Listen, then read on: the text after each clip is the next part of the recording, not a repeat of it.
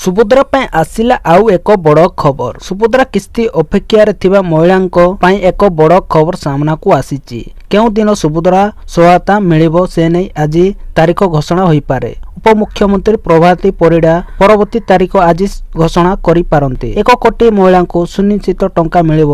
March 8 ପୂର୍ବରୁ ପ୍ରଥମ କିସ୍ତି ସମସ୍ତ ମହିଳାଙ୍କୁ ମିଳିବ, କିନ୍ତୁ ଦ୍ୱିତୀୟ କିସ୍ତି ଏକକାଳୀନ ସମସ୍ତ ମହିଳାଙ୍କୁ ପ୍ରଦାନ କରାଯିବ। କିଏ ଆଗ ଆଉ ତ କିଏ ପରେ ପାଉଛି, କିନ୍ତୁ ସମସ୍ତେ ନିଶ୍ଚିତ ପାଇବେ ବୋଲି ଉପମୁଖ୍ୟମନ୍ତ୍ରୀ ପ୍ରଭାତୀ ପରିଡ଼ା କହିଥିଲେ। ପ୍ରକାଶ ଯେ ସୁଭଦ୍ରା ଯୋଜନାରେ ପଞ୍ଜୀକୃତ କରିଛନ୍ତି 92 ଲକ୍ଷ ମହିଳା, ସେମାନଙ୍କ ମଧ୍ୟରୁ 25 ଲକ୍ଷ ହିତାଧିକାରୀଙ୍କୁ ଟଙ୍କା ପ୍ରଦାନ କରାଯାଇଛି। ସୁଭଦ୍ରା ଯୋଜନାର ଲାଭ ଓଡ଼ିଶାର 1 କୋଟିରୁ ଅଧିକ ମହିଳାଙ୍କୁ ମିଳିବ। ଏହି ଯୋଜନା ମା ଓ ଭଉଣୀମାନଙ୍କୁ ସଶକ୍ତ କରିବ ବୋଲି କହିଛନ୍ତି ମୋଦି। ଚାଲନ୍ତୁ ପରବର୍ତ୍ତୀ ଖବର ଉପରେ ନଜର ପକାଇବା। ଅକ୍ଟୋବର ମାସରୁ ଚାଉଳ ସହ ମିଳିବ ଗହମ। ରାସନ କାର୍ଡ ହିତାଧିକାରୀଙ୍କ ପାଇଁ ଖୁସି ଖବର। ଏଣିକି ରାସନରେ ଚାଉଳ ସହ ମିଳିବ ଗହମ। ଓଡ଼ିଶା ସମେତ 9 ରାଜ୍ୟରେ ଗହମ ମିଳିବ। ଏନେଇ କେନ୍ଦ୍ର ଖାଦ୍ୟ ଓ ସାଧାରଣ ବଣ୍ଟନ ପକ୍ଷରୁ ଚିଠି ଆସିଛି। ଅକ୍ଟୋବର ମାସରୁ ଏହି ନୂଆ ନିୟମ ଲାଗୁ ହେବ। ଅନ୍ୟପଟେ ଓଡ଼ିଶା ସରକାର ରାସନ କାର୍ଡ ହିତାଧିକାରୀଙ୍କୁ ରାସନ କାର୍ଡରେ ପୂର୍ବ ଭଳି ମିଳୁଥିବା ଗହମ ପୁଣି ଥରେ ଚାଉଳ ସହ ମିଳିବ ବୋଲି ନିକଟରେ ସୂଚନା ଦେଇଥିଲେ। ମିଳୁଥିବା ଚାଉଳ 20% ଗହମ ଦେବାକୁ ସରକାର କହିଥିଲେ। ବିଜେଡି ସରକାର ଗହମକୁ ବନ୍ଦ କରି କେବଳ ଚାଉଳ ଯୋଗାଉଥିଲେ, ହେଲେ ପୁଣି ଥରେ ପୂର୍ବ ଭଳି ହିତାଧିକାରୀଙ୍କୁ ଚାଉଳ ସହ ଗହମ ମିଳିବ। ଚାଲନ୍ତୁ ପରବର୍ତ୍ତୀ ଖବର ଉପରେ ନଜର ପକାଇବା। 5ଟିକୁ କଟାକ୍ଷ କରି ଏଭଳି କହିଲେ ମୁଖ୍ୟମନ୍ତ୍ରୀ। ସ୍କୁଲ କାନ୍ଥରେ ରଙ୍ଗ ବୋଲି ଦେଲେ ବିକାଶ ହୁଏନି ବୋଲି କହିଛନ୍ତି ମୁଖ୍ୟମନ୍ତ୍ରୀ ମୋହନ ମାଝୀ। ପୂର୍ବ ସରକାରର 5ଟି ବ୍ୟବସ୍ଥାକୁ କଟାକ୍ଷ କରିଛନ୍ତି। ପୂର୍ବ ସରକାରରେ ଶିକ୍ଷାର ବିକାଶ ନାଁରେ କେବଳ ସ୍କୁଲ କାନ୍ଥରେ ରଙ୍ଗା ମାରାଯାଉଥିଲା। ଶିକ୍ଷାର ଭିତ୍ତିଭୂମି ବିକାଶ କରିବା ବଦଳରେ ସ୍କୁଲ କାନ୍ଥର ରଙ୍ଗୀନ କରାଯାଉଥିଲା। ସ୍କୁଲ କାନ୍ଥର ରଙ୍ଗ ମାରିଲେ ଶିକ୍ଷାର ବିକାଶ ହୁଏ ନାହିଁ ବୋଲି କହିଛନ୍ତି ମୋହନ ଚରଣ ମାଝୀ। ଚାଲନ୍ତୁ ପରବର୍ତ୍ତୀ ଖବର ଉପରେ ନଜର ପକାଇବା। ଅବଢ଼ାର ମାନ ଯାଞ୍ଚ ହେବ ମନ୍ତ୍ରୀ। ଶ୍ରୀମନ୍ଦିର ଅବଢ଼ାର ମାନ ଯାଞ୍ଚ ହେବ ବୋଲି ଆଇନ ମନ୍ତ୍ରୀ ପୃଥ୍ୱୀରାଜ ହରିଚନ୍ଦନ ଶୁକ୍ରବାର କହିଛନ୍ତି। ସେ କହିଛନ୍ତି ଯେ ରୋଷେଇ ଘରକୁ ଯାଉଥିବା ସାଙ୍ଗରେ ଓ ସେଠାରୁ ବାହାରୁଥିବା ଅବଢ଼ା ମାନ ଯାଞ୍ଚ କରାଯିବ। ମାନ ଯାଞ୍ଚ କରିବା ପାଇଁ ଫୁଡ୍ ଇନ୍ସପେକ୍ଟର ନିଯୁକ୍ତ ହେବେ।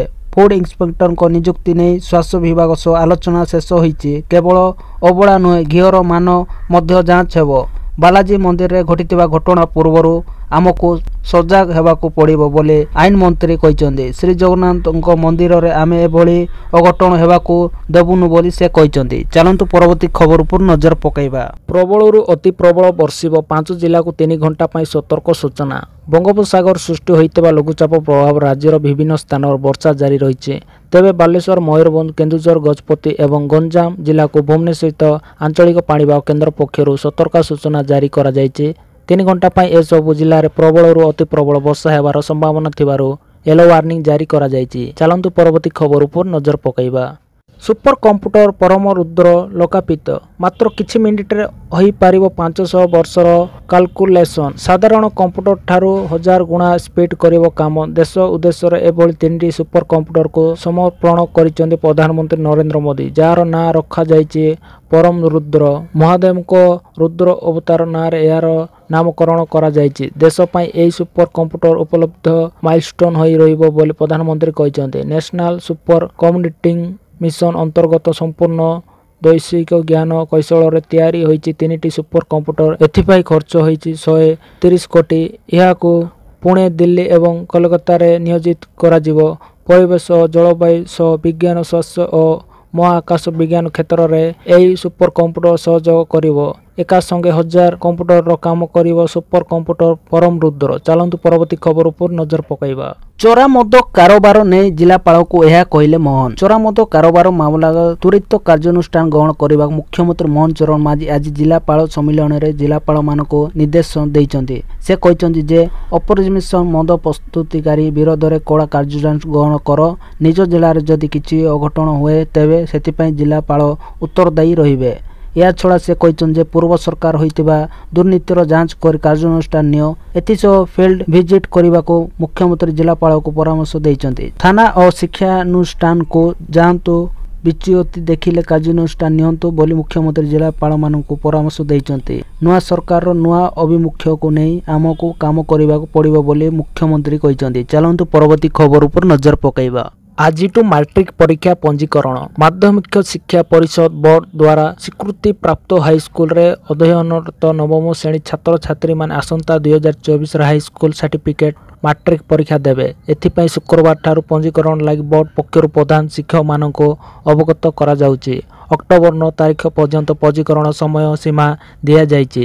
ଛାତ୍ରଛାତ୍ରୀ ପଞ୍ଜୀକରଣ ଫି ବାବଦକୁ 60 ଟଙ୍କା ଅନଲାଇନ ଜରିଆରେ ଦାଖଲ କରିବେ। ଏସସି ଓ ଏସଟି ଛାତ୍ରଛାତ୍ରୀଙ୍କ ପାଇଁ ଦେୟମୁକ୍ତ ରହିଛି। ପଞ୍ଜୀକରଣ ସମ୍ପର୍କିତ ସମସ୍ତ ତଥ୍ୟ ବୋର୍ଡ ୱେବସାଇଟ ଉପଲବ୍ଧ।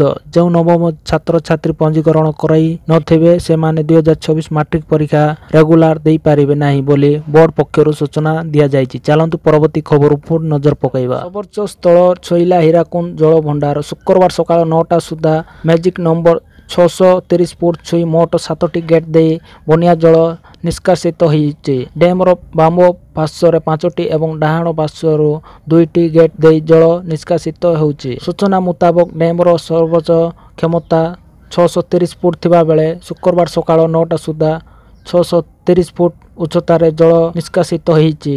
ତେବେ ପୂର୍ବରୁ 4ଟି ଗେଟ୍ ଦେଇ ଜଳ ନିଷ୍କାସିତ ହୋଇଥିବା ବେଳେ ଶୁକ୍ରବାର ଆଉ 3ଟି ଗେଟ୍ ଖୋଲାଯାଇଛି। ବର୍ତ୍ତମାନ ମୋଟ 7ଟି ଗେଟ୍ ଦେଇ ଜଳ ନିଷ୍କାସିତ ହେଉଛି। ଚାଲନ୍ତୁ ପରବର୍ତ୍ତୀ ଖବର ଉପରୁ ନଜର ପକାଇବା। ଆଇଆଇସିକୁ ମୁଁ କ୍ଷମା କରିଦେଲି ମୋହନ। ମୋତେ ଥାନାରୁ ଗେଟ୍ ଆଉଟ୍ କରିଥିବା ଆଇଆଇସିକୁ ମୁଁ କ୍ଷମା କରିଦେଲି ଏମିତି କହିଛନ୍ତି ମୁଖ୍ୟମନ୍ତ୍ରୀ ମୋହନ ଚରଣ ମାଝୀ। ଆଜି ଜିଲ୍ଲାପାଳ ସମ୍ମିଳନୀରେ ମୁଖ୍ୟମନ୍ତ୍ରୀ ଏଭଳି କହିଛନ୍ତି ଯେ ବିଜେଡି ସରକାରର ଥାନା ଅଧିକାରୀ ବ୍ୟବହାର ଅତି କଠୋର ଥିଲା। ଯେତେବେଳେ ମୁଁ ବିରୋଧୀ ଦଳର ନେତା ଥିଲି ସେତେବେଳେ ଏକ ଅଭିଯୋଗ ନେଇ ଥାନାକୁ ଯାଇଥିଲେ। ତେବେ ଆଇଆଇସି ମୋର ଅଭିଯୋଗ ଶୁଣିବା ପୂର୍ବରୁ ଥାନାକୁ ଆସିବାର ଅଧିକାର ନଥିବା କହିଲେ। ଆମ ଥାନାକୁ କାହିଁକି ଆସିଛ ବୋଲି କହିବା ସହ ସମ୍ପୃକ୍ତ ଆଇଆଇସି ମୋତେ ଗେଟ୍ ଆଉଟ୍ କରିଥିଲେ। ଏ ପରିସ୍ଥିତି ବିଜେପି ସରକାର ଆସିବାର 1 ମାସ ପୂର୍ବରୁ ହୋଇଥିଲା। ତେବେ ମୁଖ୍ୟମନ୍ତ୍ରୀ ହେବା ପରେ ମୁଁ ସମସ୍ତ ଥାନାକୁ ଯାଇଥିଲି। ଆଇଆଇସିଙ୍କ ଅବସ୍ଥା କ'ଣ ଥିବା ଜାଣିବା ପାଇଁ କାହା ଚାପରେ କିମ୍ବା ଅଜ୍ଞାନରେ ଏମିତି କରିଥିଲେ ଭାବି ମୁଁ ସମ୍ପୃକ୍ତ ଆଇଆଇସିଙ୍କୁ କ୍ଷମା କରିଦେଲି ବୋଲି ମୁଖ୍ୟମନ୍ତ୍ରୀ କହିଛନ୍ତି। ଏଥିସହ ଥାନାକୁ ଯାଉଥିବା ଲୋକଙ୍କୁ ଉଚିତ ବ୍ୟବହାର କରିବା ସହ ସେମାନଙ୍କ କଥା ଶୁଣିବାକୁ ମୁଖ୍ୟମନ୍ତ୍ରୀ ପରାମର୍ଶ ଦେଇଛନ୍ତି। ଚାଲନ୍ତୁ ପରବର୍ତ୍ତୀ ଖବର ଉପରୁ ନଜର ପକାଇବା। ଲଗାଣ ବର୍ଷା ଫୁଲୁଛି ଗୁରୁପ୍ରିୟା। ମାଲକାନଗିରି ଜିଲ୍ଲାରେ ଲଗାଣ ବର୍ଷା ଯୋଗୁଁ ଫୁଲୁଛି ଗୁରୁପ୍ରିୟା ନଦୀ। ଫଳରେ ଗୁରୁପ୍ରିୟା ସେତୁର ଗାର୍ଡର ବେରିଙ୍ଗ ଠାରୁ ମାତ୍ର 3 ଫୁଟ ତଳେ ବନ୍ୟା ପାଣି ପ୍ରଭାବିତ ହେଉଛି। କୌଣସି ମୁହୂର୍ତ୍ତରେ ପାଣି ବିଜୟକୁ ଛୁଇଁ ପାରେ ବୋଲି ଆଶଙ୍କା ଦେଖାଇଛି। ଗୁରୁପ୍ରିୟା ନଦୀର ଜଳସ୍ତର ବୃଦ୍ଧି ପାଉଥିବାରୁ ଲୋକମାନେ ଆତଙ୍କିତ ଅବସ୍ଥାରେ ଅଛନ୍ତି। ଅନ୍ୟପକ୍ଷରେ ବାଳିମେଳା ଜଳଭଣ୍ଡାରର ଜଳସ୍ତର ମଧ୍ୟ ବୃଦ୍ଧି ପାଇବାରେ ଲାଗିଛି। ଡ୍ୟାମର ସର୍ବୋଚ୍ଚ ଜଳ ଧାରଣ କ୍ଷମତା 1516 ଫୁଟ ରହିଥିବା ବେଳେ ଆଜି ଏହାର ଜଳସ୍ତର 1414.03 ଫୁଟ ରହିଛି। ଫଳରେ ଜାନବାଇ ଠାରେ ଥିବା ପ୍ରାଥମିକ ସ୍ୱାସ୍ଥ୍ୟ କେନ୍ଦ୍ରରେ କୌଣସି ମୁହୂର୍ତ୍ତରେ ପାଣି ପଶିପାରେ। ଚାଲନ୍ତୁ ପରବର୍ତ୍ତୀ ଖବର ଉପରେ ନଜର ପକାଇବା। ଏମର୍ଜେନ୍ସିରେ କଇଁଚି ଲଗାଇବ ସେନ୍ସର ବୋର୍ଡ। ପୂର୍ବତନ ପ୍ରଧାନମନ୍ତ୍ରୀ ଇନ୍ଦିରା ଗାନ୍ଧୀଙ୍କ ଜୀବନୀ ଉପରେ ଆଧାରିତ ତଥା କଙ୍ଗନା ରାଣାୱତଙ୍କ ଅଭିନୀତ ଏମର୍ଜେନ୍ସି ଫିଲ୍ମର ରିଲିଜ ତାରିଖ ବିଳମ୍ବିତ ହୋଇପାରେ। ଗୁରୁବାର ବମ୍ବେ ହାଇକୋର୍ଟରେ ଶୁଣାଣି ସମୟରେ central board of film certification CBFC କହିଛି ଫିଲ୍ମର ରିଲିଜ ନେଇ ସେନ୍ସର ବୋର୍ଡର କୌଣସି ଆପତ୍ତି ନାହିଁ। ତେବେ ବୋର୍ଡ ପକ୍ଷରୁ ସୁପାରିଶ କରାଯାଇଥିବା କିଛି ଆପତ୍ତିଜନକ ଦୃଶ୍ୟକୁ ଫିଲ୍ମ ନିର୍ମାତାକୁ କାଟିବାକୁ ପଡ଼ିବ। ତେବେ ଏନେଇ ନିଷ୍ପତ୍ତି ନେବାକୁ ଏମର୍ଜେନ୍ସିର ସହ ପ୍ରଯୋଜକଙ୍କ ଜି ଷ୍ଟୁଡିଓ କୋର୍ଟକୁ କିଛି ସମୟ ମାଗିଛି। ମାମଲାର ଆଗାମୀ ଶୁଣାଣି ଆସନ୍ତା 30ରେ ହେବ।